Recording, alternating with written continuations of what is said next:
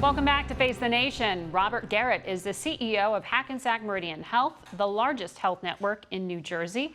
His group will receive the Pfizer vaccine tomorrow and will begin vaccinating healthcare workers Tuesday. He joins us from Hackensack. Good morning to you.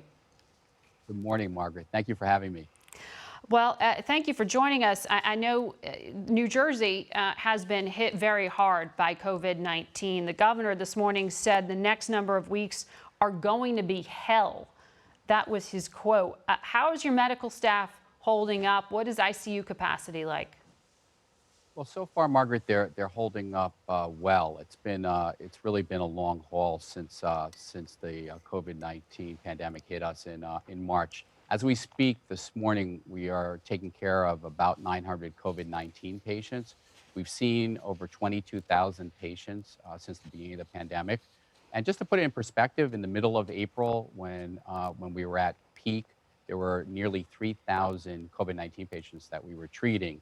That number decreased to about 50 at the end of the summer, and we've seen a steady increase to 900. Our ICU capacity is getting stretched. We still have some capacity. We still have some medical surgical capacity and capacity in our emergency departments. Our biggest challenge now, Margaret, is staffing. Because during the first surge, we were able to source staff from literally around the nation. But as you've been reporting, there's a surge all over the country now, so it's much more difficult to supplement our regular staff with additional staff. And what is access like to some of the therapeutic drugs that have been developed since the spring? The access has steadily improved. We've been doing clinical trials since the beginning of the pandemic, but remdesivir, as an example, is much more readily available. Steroid treatment is available. Convalescent plasma therapeutics are also available. So that has really helped us with this second wave and the second surge. So we're seeing a different age distribution. So there are younger people that are hospitalized, but they are recovering without having necessarily to utilize critical care. We've been able to prevent more people from going on ventilators, but we also have more tools in the tool chest with these therapeutics. They are definitely helping. Well, one tool you'll be receiving in the next 24 hours or so are these vaccine doses, and frontline healthcare workers, as you know, are going to be able to receive it. I'm wondering, though, how do you actually execute that in your hospital? I mean, you're describing a surge of patients. Your doctors are working around the clock. Can you take them off the clock to give them a vaccine? Well, first of all, let me just say that we are really excited about making history here as we start to vaccinate the American people. I truly believe this is going to be the beginning of the end of this terrible pandemic. We've been planning for the vaccine arrival and distribution literally for months. We have a vaccine coordinator and a team that's been appointed.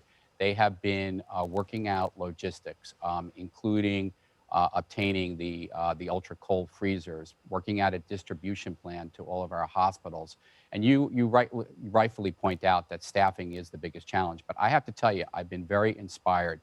We are getting volunteers, as an example, private physicians in the community wanting to help us vaccinate, retired nurses that are coming back to help us vaccinate frontline team members. And also, we're working with our own medical school, so medical students will be involved in the process, as well as nursing students from various nursing schools. And also, our frontline team members, they've been through so much, but yet they are willing, and this really inspires me, they are willing to come in on their day off to help vaccinate their colleagues. Wow. So we have a good team of vaccinators, that will start. We're going to start by vaccinating team members that interact directly with patients. That'll include doctors, nurses, respiratory therapists, but will also include people who support those frontline caregivers, like environmental service aides and patient transporters. And we expect, based on the supply, that we hopefully, those frontline team members that I speak about, hopefully we will be able to vaccinate all of them over the next 3 to 4 weeks. Okay. I know you also operate long-term care facilities, nursing homes. CVS says they were told not to begin vaccination until December 21st, even though they received the vaccine before that. The Health and Human Services Secretary told us that was all a big misunderstanding. What is the plan at your facilities? What is CVS telling you? CVS is telling us, and this is the latest information as of this morning, is that they will start to vaccinate our long-term care residents the week of December 21st. Okay. So that's the latest information I have. I did hear the secretary's interview, but the latest information I have from CVS and Walgreens is that they would start on the week of the 21st.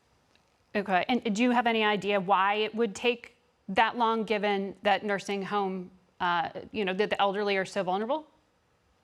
I don't really, because the CDC has clearly said that the first groups that should receive vaccine are frontline healthcare workers and long-term care Right. residents.